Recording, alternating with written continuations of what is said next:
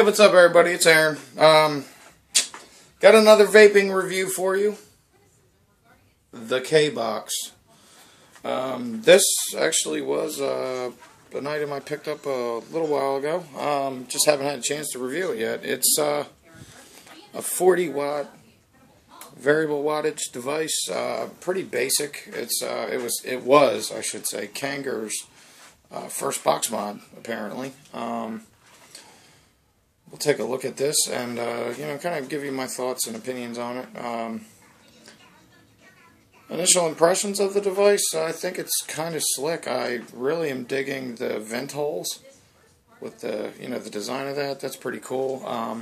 Like I said, it's a 40-watt adjustable wattage device. Takes one 18650 battery, which does not come with the device. It is pretty cool. It's got this little copper spring mechanism that that kind of hooks into the bottom of the battery to kind of hold it in place. It's nice and snug. I'm not the biggest fan of it. Personally, I think the threading on this is a little cheap. You can kind of see it, the grooves on it. It just, when you have a battery in there, and I'm going to demonstrate that in a second for you. When you have a battery in place on the device, it's kind of a pain, in my opinion. I think it's sort of a pain. It's not the easiest device to maneuver. I'm holding the camera. Sorry, I'm not all crafty. I'm new to this, so making videos thing, so just kind of bear with me. But you have to kind of hold the spring in place and kind of twist accordingly. Of course, now I'm not having any issues at all. It's going right on.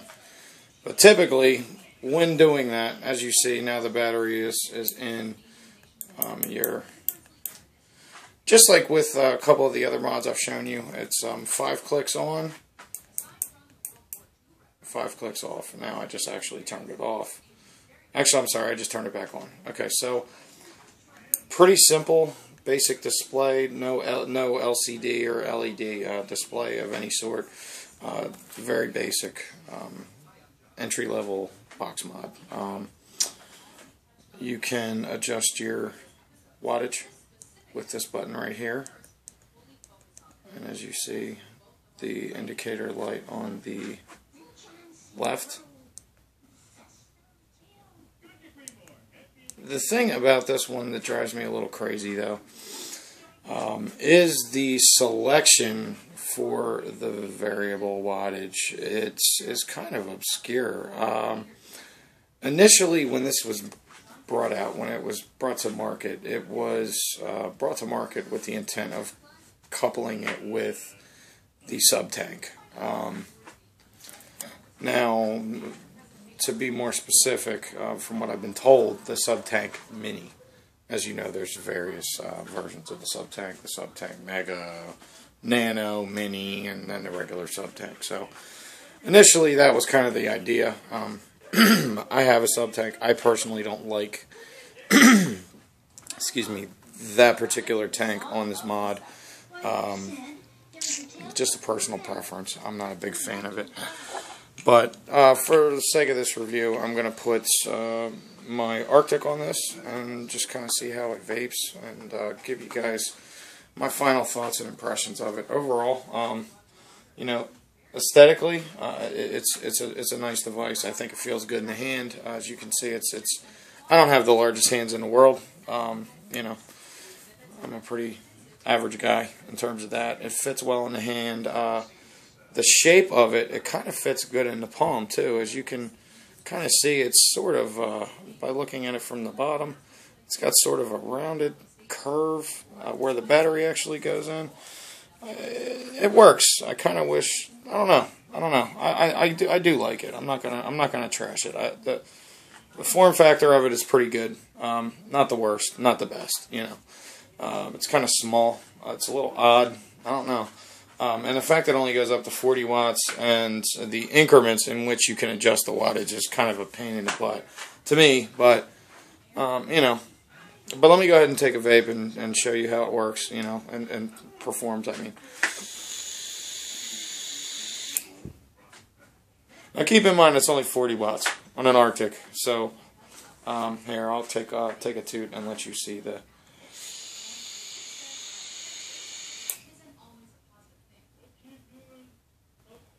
So not bad for a 40 watt device. Now, again, when I was talking about the increments, a lot of adjustable wattage, adjustable voltage, adjustable wattage devices, the MVP, you know, other options that are out there, you can adjust up or down accordingly in increments of 1, you know, something like that. With this, it starts at 8 watts, and then it's got a spot for 13, 20, 25, 30, 35, and then 40. Now, I'll kind of go through that. If you can, I hope you can see that okay. Let's see. There we go. 13, 20, 25, 30, 35, and then 40. It's not the worst. It's not. Now, see, here's the thing. I got this mod for $20.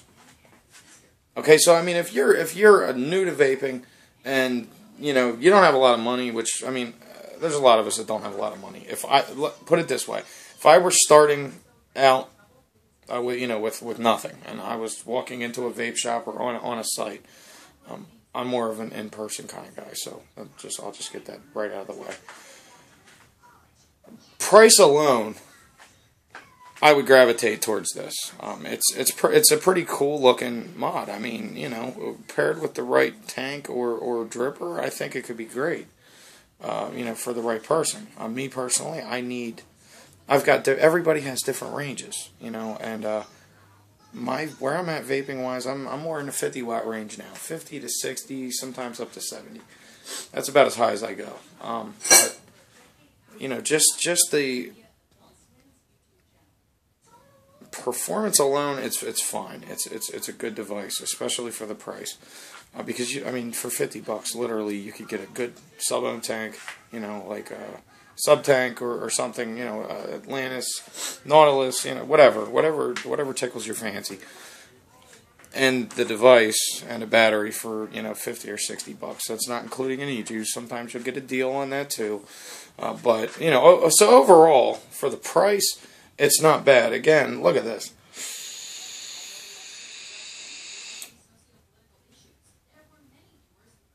I mean, that's a $20, I forget, I think I paid $25. Something like that. It wasn't much. I mean, I got this for next to nothing. So, I mean, at the end of the day, you can't beat that.